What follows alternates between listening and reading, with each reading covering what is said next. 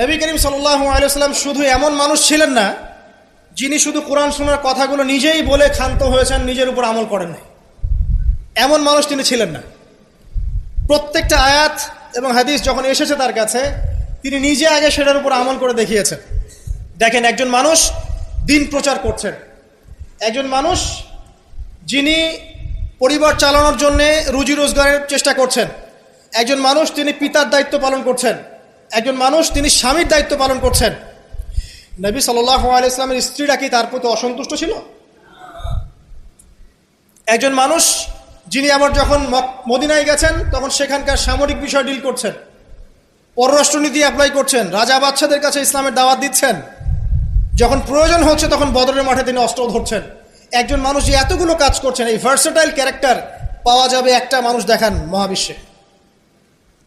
একটা মানুষকে দেখান যার কাছে এই চরিত্রের সবগুলো দিক আছে, যিনি একজন আদর্শ পিতা, আদর্শ নেতা, আদর্শ অর্থনীতিবিদ, আদর্শ ফিলোসফার, আদর্শ পলিটিশিয়ান, আদর্শ লিডার, কমান্ডার। একটা মানুষ দেখান যার মধ্যে এই সব গুণাবলীর সংমিশ্রণ আছে। তারপরেও কি ব্যাখ্যা করতে হবে যে এই মানুষের চরিত্র আল্লাহ পাক কর্তৃক সার্টিফাইড, এই মানুষ আল্লাহর কর্তৃক মনোনীত একজন বান্দা? আর তো কিছু প্রয়োজন নাই। আবার নিজের উপর আমল দেখেন, এত কিছুর পরেও নিজে রাত জেগে তাহাজ্জুদ পড়ছেন, পা ফুলিয়ে ফেলছেন, সবচেয়ে বেশি জিকির করছেন, সবচেয়ে বেশি তেলাওয়াত করছেন, সবচেয়ে বেশি রোজা রাখছেন, সবচেয়ে বেশি নামাজ পড়ছেন। শুধু কথা বলেই ক্ষান্ত থাকছেন না, নিজেও আমল করছেন এবং সবচেয়ে সেরাটা করছেন।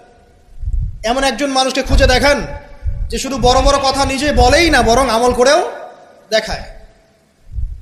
বহু অর্থনীতিবিদ আছে দেখবেন অনেক বড় বড় কথা বলবে, নিজেই সুদখোর।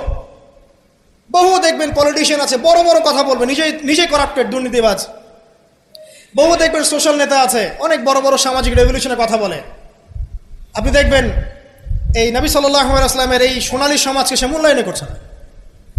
বহু দেখবেন ফিলোসফার আছে, দার্শনিক, আমরা এটাতে পড়েছি যে দর্শনের বড় বড় বিষয় নিয়ে কথা বলছে, জ্ঞান, আত্মা, ঈশ্বর, মহান সত্তা, পরম সত্তা, জ্ঞানের ডেফিনেশন, বস্তুবাদ, অভিজ্ঞতাবাদ, কত কথা বলছে। দেখবেন শেষে গিয়ে একটা কনক্লুশনও আসতে পারে নাই আজ পর্যন্ত। জ্ঞান আসলে কি এটার ব্যাখ্যাতে আসতে পারে নাই, একটা কনক্লুশন আসতে পারে নাই। আমরা যেমন বলছি জ্ঞান মানে ওয়াহি, আল্লাহর ওয়াহি হচ্ছে চূড়ান্ত জ্ঞান, সিম্পল, শেষ, ফুল স্টপ। আল্লাহর ওয়াহি হচ্ছে চূড়ান্ত জ্ঞানের উৎস, আল্লাহর ওয়াহি হচ্ছে চূড়ান্ত জ্ঞানের উৎস, ফুল স্টপ। এটা আমাদের কমপ্লিমেন্ট, আমাদের আকীদা, মানহাজ।